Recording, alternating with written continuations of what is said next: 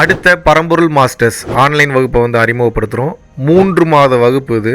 சாதாரண நபர்களை மாஸ்டர்ஸ் லெவலில் உயர்த்தக்கூடிய ஒரு அற்புதமான ஆன்லைன் வகுப்பு. இது வரைக்கும் 3 பேட்சஸ் வந்து முடிஞ்சிருக்கு. இப்போ 4வது பேட்சோட முதல் வகுப்பு வந்து செப்டம்பர் 6ஆம் தேதி ஆன்லைன் ஜூம் வழியாக வந்து தர இருக்கும். ஸோ இதுக்கு முன்னாடி பங்கு பெற்றவர்களுடைய வாழ்க்கையை பற்றி நிறைய ஃபீட்பேக் வந்து கொடுத்துருக்காங்க. நம்ம மாஸ்டர்ஸ் கிளாஸ்ல வந்து நம்ம என்ன பண்றதுன்னு கரெக்டா அந்த வழிமுறைகளை கரெக்டா சொல்லி கொடுக்குறீங்க. நம்மள அப்படியே இழுத்து கீழே விடுற மாதிரி ஒரு சில சிச்சுவேஷன் வந்தாலும் சீக்கிரமா அதை விட்டு வெளியே வர முடியுது. மாஸ்டர் கிளாஸ் வந்ததுல இருந்து என்னை நான் நிறைய கத்துக்கிட்டேன் குருஜி. இப்பதான் உட்காந்து நான் என்ன வந்து யோசிக்கவே ஆரம்பிக்கிற மாதிரி ஒரு ஃபீல். இப்போ நான் எவ்வளவு மாறி இருக்கேன். நல்ல ஒரு experience. Your master class is very very useful Guruji. பரம்பொருள் foundation.in வெப்சைட் போனீங்கன்னா அதுல நிறைய மாஸ்டர்ஸ் கிளாஸை வந்து அப்லோட் வந்து பண்ணி வந்து பார்த்துருப்பீங்க. ஸோ அதன் வாயிலாக நிறைய நபர்கள் பயன்பெற்று கொண்டே வந்து வருகிறார்கள். விருப்பப்படக்கூடிய நபர்கள் தாராளமாக www.paramborulfoundation.in அப்படின்ற வெப்சைட்ல போய் உங்களது பெயரை முன்பதிவு செய்து கொள்ளலாம். அடுத்த மாஸ்டர்ஸ் கிளாஸோட இந்த 4வது பேட்சோட முதல் வகுப்பில் உங்கள் அனைவரையும் வந்து சந்திக்கிறேன். நன்றி,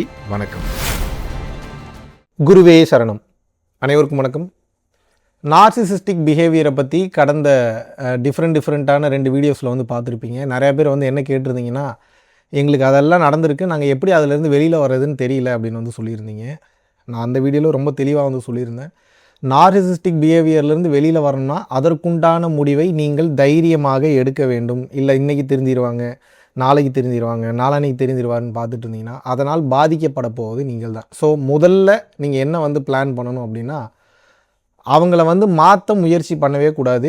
ஏன் அப்படின்னா, அவங்க மாறணும் அப்படின்னு முயற்சி பண்ணுறது அது அவங்களாக இருந்தால் மட்டும்தான் மாற முடியுமே தவிர வேறு யாராக இருந்தாலும் அவர்கள் மாற வேண்டும் என்ற முயற்சியை எடுத்தால் நிச்சயமாக மாற்ற முடியாது. ஏன்னா மாற்றம் என்பது நீங்கள் பார்த்து ஏமாந்து போகிறது வந்து மாற்றம் கிடையாது. அவர்களாகவே அதை வந்து ஃபீல் பண்ணணும், என்னை நான் மாற்றிக்கணும்னு நினைக்கணும். அதனால் அவர்களை மாற்றணும்னு நினச்சி உங்கள் நிம்மதியை நீங்கள் வந்து இழக்காதீங்க. அவங்களாம் மாறுறாங்களா பாருங்கள், அந்த சான்சஸ் அவங்க உருவாக்கிக்கிறாங்களா பாருங்கள். அப்படி இல்லாட்டினா அடுத்த கட்டம் நீங்கள் சிந்திக்கணும். அவங்களோட பேட்டர்ன்ஸை வந்து அப்பப்போ நோட் பண்ணணும். ஒரு வேலையை வைத்து ஒரு சம்பவத்தை வைத்து மட்டும் இவர் இப்படி தான் அப்படின்ற மனநிலைக்கு வந்து நம்ம வந்து வந்துட முடியாது. சேம் பேட்டர்னே ஒவ்வொரு டைமும் வந்து ரிப்பீட் பண்ணுறாரு. பேட்டர்னா அப்படின்னா என்னென்னா, செயல்கள் மாறினாலும் சில நேரத்தில் அந்த சம்பவம் வேறு சம்பவம் சேம் பேட்டர்னில் வந்து ரிப்பீட் ஆகும். அப்போ அவரோட ஒரிஜினல் கேரக்டர் வந்து நீங்கள் தெரிஞ்சுக்கிட்டு அதற்கு தகுந்தாற் போல் நீங்கள் வந்து பாதுகாப்பாக இருக்க வேண்டும். உங்களை நீங்கள் பாதுகாத்து கொள்வதற்குண்டான முழுமுதற் முயற்சிகளையும் வந்து நீங்கள் வந்து எடுக்க வேண்டும். அப்போ என்னென்னா, ஒரு சம்பவத்திலிருந்து ஒரு முடிவுக்கு வராமல் எந்த மாதிரியான சம்பவங்கள் அனைத்திலும் கலந்து வந்து பண்ணுறாங்க அப்படின்றத வந்து பார்த்து தான் நீங்கள் வந்து ஒருத்தரோட ஒரிஜினல் கேரக்டரை கணிக்க முடியுமே தவிர 1-2 இன்சிடெண்ட்டை மட்டும் வச்சு மட்டும் இவர் இப்படி தான் அப்படின்றத வந்து நிச்சயமாக வந்து கணிக்க முடியாது. ஏன்னா சில பேர் வந்து இந்த விக்ரம் படத்தில் வந்து வர மாதிரி லோகேஷ் கனகராஜ் அவர்கள் இயக்கிய அந்த படம் உள்ளே வேறையாக இருப்பாங்க, காட்டுறது வேறையாக இருக்கும். அதற்கு கூட காரணம் வந்து தெரியாமல் இருக்கலாம். ஸோ அந்த மாதிரியான விஷயத்தையும் நம்ம வந்து 1-2 சம்பவங்களை பார்த்து நம்ம வந்து கண்டுபிடிச்சிட முடியாது. ரொம்ப ஆழமான நிலைக்கு போகணும் அப்படின்னா அதை உற்று கவனிக்க வேண்டும். அடுத்து என்னென்னா, நீங்கள் வெளியில் வரணும்னு முடிவு பண்ணிட்டீங்கன்னா உங்களுக்கு உண்டான சப்போர்ட்டை நீங்கள் வந்து தனியாக ரெடி பண்ணிக்கிங்க. அது ஒரு சிஸ்டமாகவே ரெடி பண்ணிக்கிட்டிங்கன்னா ரொம்ப ரொம்ப நல்லது.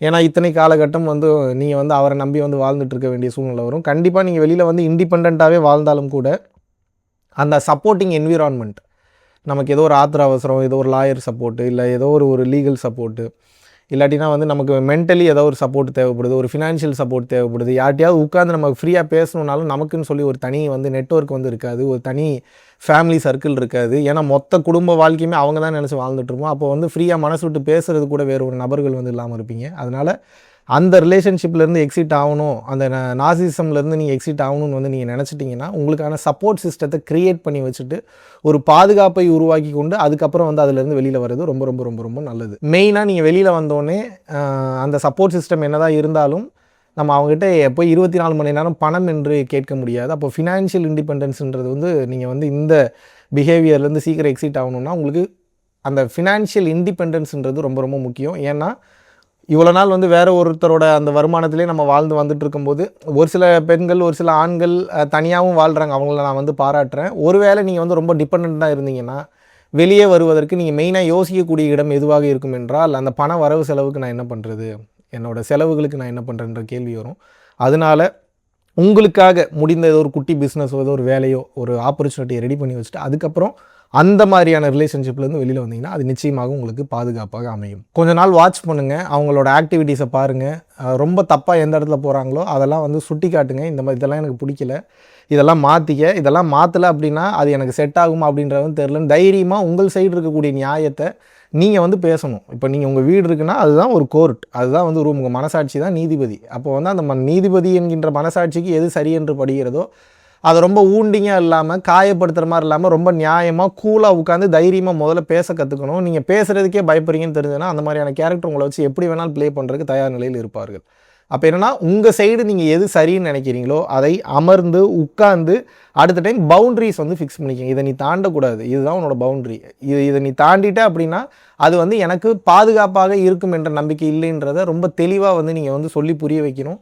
அதை தாண்டியும் அது நடக்குது அப்படின்னா அதற்குண்டான லீகல் ப்ரொசீடிங்ஸையோ இல்லை அதற்குண்டான தேவை என்கின்ற அனைத்து வேலைகளையும் நீங்கள் செய்ய தயார் நிலையில் இருக்க வேண்டும்.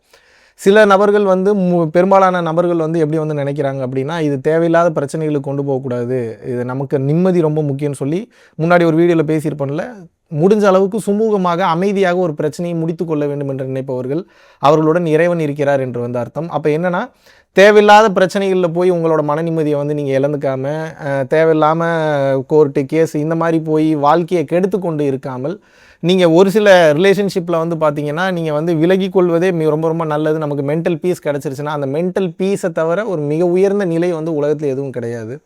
ஸோ சில கோர்ட் ப்ரொசீடிங்ஸில் நம்ம ஜெயிச்சு வந்து நம்ம வந்து தீர்ப்பை வந்து வாங்கலாம், நமக்கு சாதகமாக, அதில் நியாயம் இருக்கலாம். ஆனால் அது நம்ம மன நிம்மதியை நமக்கு கொடுக்குமா அப்படின்னு வந்து கேட்டிங்கன்னா போக போக கொடுக்காமலும் கூட போய்விடலாம்.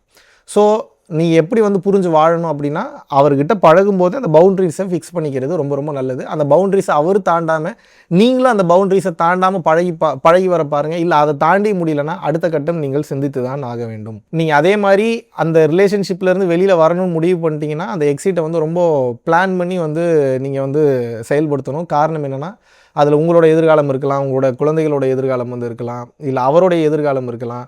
நாளை பின்ன நீங்கள் வந்து ஏதோ ஜஸ்ட் லைக் தட் ஏதாவது தவறான முறையில் கொஞ்சம் கோபத்தில் ஏதாவது வெளியில் வர மாதிரி வந்துட்டு அது உங்களுக்கே வந்து பின்னாடி வந்து லீகலி வந்து பாதிப்பை ஏற்படுத்தலாம். சப்போஸ் வந்து பார்த்திங்கன்னா உங்களுக்கு வர வேண்டிய ஜீவனாம்சம் வந்து வராமல் கூட போகலாம். அப்போ என்ன அப்படின்னா இதை நீங்கள் எப்படி வந்து பிளான் பண்ணணும்னா முடிஞ்ச அளவுக்கு சுமூகமாக முடிக்க வேண்டிய பிரச்சனையை சுமூகமாக முடிக்க வந்து ட்ரை பண்ணணும். அப்படி இல்லாட்டினா அந்த எக்ஸிட்டை உங்களோட பவர் ஆஃப் அட்டானியை வச்சோ இல்லை உங்களோட லா பர்சனை வச்சோ இல்லை உங்களுக்கு ரொம்ப உங்களுடைய சர்க்கிளில் யார் வந்து தெளிவாக விஷயம் தெரிஞ்சவங்களோ அவங்ககிட்ட உட்காந்து இதுலேருந்து நான் எப்படி வெளியில் வரணும் அப்படின்ற ஒரு ஐடியாவை அவங்ககிட்டயே வாங்கி கொஞ்சம் டிஸ்கஸ் பண்ணுங்கள்.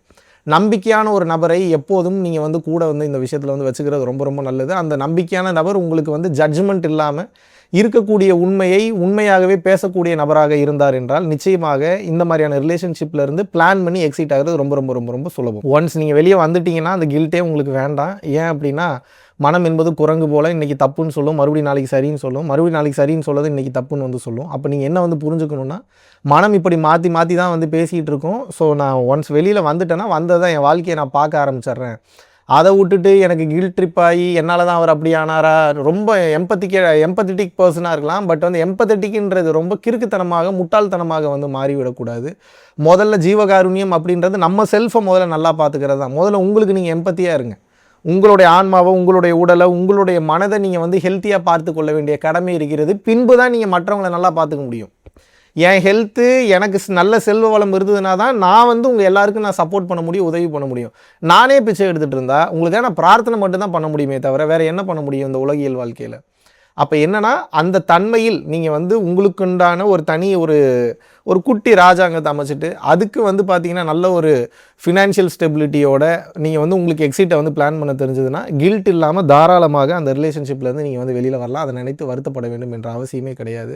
மெயினாக இதில் வருத்தப்படுறவங்க பல பேர் வந்து ஒரு நாள் 2 நாள் 1 மாதம் 2 மாதம் இல்லை வருஷ கணக்கில் கஷ்டப்பட்டுட்ருக்கீங்க. ஒன்று மட்டும் சொல்லி புரிய வைக்கணும்னு நினைக்கிறேன். நீங்கள் எந்த முடிவை எவ்வளோ மோசமாக எடுத்தீங்கனாலும் வாழ்க்கை அதை தாண்டி உண்டு. இதை மட்டும் புரிஞ்சுக்குங்க. எப்பேற்பட்ட மோசமான முடிவு இல்லையா அதுக்கப்புறம் வாழ்க்கை இருக்குன்றப்போ நீங்கள் இதை சார்ந்து எடுக்கக்கூடிய முடிவு எதுவாக இருந்தாலும், தைரியமாக இருக்கக்கூடிய முடிவு எதுவாக இருந்தாலும் அதற்கப்புறம் உங்களுக்கு நிச்சயமாக வாழ்க்கை உண்டு என்பதை புரிந்து கொள்ளுங்கள். அட்ஜஸ்ட் பண்ணிவிட்டு அவங்க மாறுறாங்கன்ற தன்மையில் நம்ம சந்தோஷமாக ஒன்றாக இணைந்து வாழலாம். பட் நம்ம எவ்வளோ மாறியும் அவர்கள் வந்து மாற தயாராக இல்லை, நாம் ஏமாந்து தான் போகிறோம் என்று நினைக்கும் போது அது அவசியமா என்பதை நீங்களே யோசித்து முடிவெடுங்கள். நன்றி, வணக்கம். ஆகஸ்ட் மாதம் 23ஆம் தேதியிலிருந்து 29ஆம் தேதி வரைக்கும் 7 நாட்கள் வந்து பார்த்தீங்கன்னா பூட்டானில் வந்து ஒரு அற்புதமான ஒரு ஸ்பிரிச்சுவல் யாத்திரையை வந்து மேற்கொள்ள இருக்கிறோம். டெக்னாலஜிக்கு முக்கியத்துவம் கொடுக்காம மக்களினுடைய வாழ்க்கைக்கும் பிறவியில்லா பெருவாழ்விற்கும் முக்கியத்துவம் கொடுத்து போகக்கூடிய மிகவும் வளமான அற்புதமான சக்தி மிக்க ஒரு நாடு. இந்திய குடிமகன்களுக்கு பாஸ்போர்ட் என்பது அவசியம் கிடையாது. ஓட்டர் ஐடி இருந்தால் மட்டும் போதும். கீழே உள்ள கான்டாக்ட் நம்பர் கான்டாக்ட் பண்ணியும் www.paramporulfoundation.in அப்படின்ற வெப்சைட்ல போயும் உங்களது பெயரை வந்து முன்பதிவு செய்து கொள்ளலாம். சிங்கப்பூரில் வருகின்ற செப்டம்பர் 18ஆம் தேதி முதல் 22ஆம் தேதி வரைக்கும் கிட்டத்தட்ட 5 நாட்கள் அடுத்த மீட்டப் வந்து ஏற்பாடு பண்றோம். இதற்கு முன்னாடி சிங்கப்பூர்லயும் சரி, மலேசியாவிலும் சரி, இந்தியாவிலும் சரி பல நபர்கள் அவர்களுடைய வாழ்க்கையில personal life guidance, spiritual elevation, முக்திக்கான ஞான பாதைக்கு உண்டான கேள்விகள் மற்றும் பதில்கள், உடல் மற்றும் மனம் சார்ந்த பிரச்சனைகள், நோய் சம்பந்தமான பிரச்சனைகள், வெளியிட முடியாத பல கேள்விகளுக்கு பதிலை தெரிந்து கொண்டும் தொடர்ச்சியாக பொதுமக்கள் நிறைய பேர் வந்து பாத்தீங்கன்னா நினைத்து பார்க்க முடியாத வாழ்வியல் மாற்றங்களை தங்களது வாழ்வில் அனுபவித்துக் கொண்டு வருகிறார்கள். விருப்பப்படக்கூடிய நபர்கள் கீழே உள்ள கான்டாக்ட் நம்பருக்கு கான்டாக்ட் பண்ணியும் www.paramporulfoundation.in அப்படின்ற வெப்சைட்ல போயும் உங்களது பெயரை முன்பதிவு செய்து கொள்ளலாம். பேராசைகளை கட்டி இறைவனை அணைத்து முக்தியை முத்தமிடு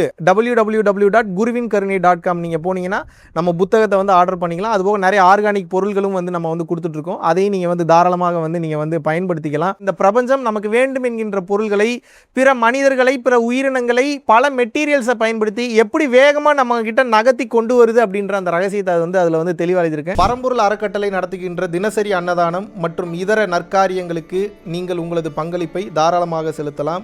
இதனால் என்னென்ன பலன்கள் கிடைக்கும் என்றால், தரித்திர தோஷம் விலகுகின்றது, அன்னக்குறைவு தோஷம், பித்ரு தோஷம், கர்ம தோஷம், பாவ தோஷம் மற்றும் கிரகங்களினால் ஏற்படக்கூடிய தோஷங்களின் தீவிரமும் குறைகின்றது. மனக்குழப்பம் மற்றும் எதிர்மறை எண்ணங்கள் விலகுகின்றது. குடும்ப கலகங்கள், தொழில் தடைகள், பணத்தடை, கல்வித்தடை, திருமணத்தடை, சந்தானத்தடை, நோய் தொடர்பான கர்மபாரம் முற்றிலும் வந்து தீருகின்றது. ஆகையினால் இந்த பரம்பொருள் அறக்கட்டளை நடத்துகின்ற எல்லா விதமான நற்காரியங்களிலும் உங்களது பங்களிப்பை வந்து செலுத்துவதற்கு கீழே கொடுக்கப்பட்டுள்ள வங்கி கணக்கிற்கு தாராளமாக நீங்கள் வந்து பணம் அனுப்பலாம். நன்றி, வணக்கம்.